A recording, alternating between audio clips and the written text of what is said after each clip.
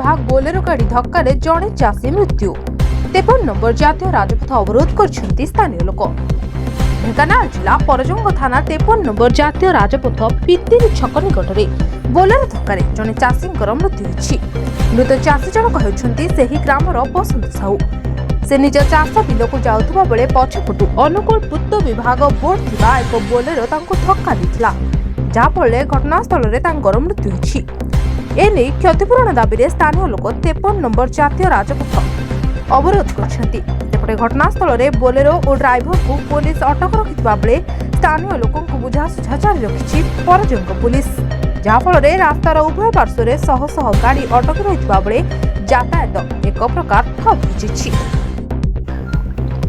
कामाख्यानगर प्रकाश कुमार पात्र report, the news today.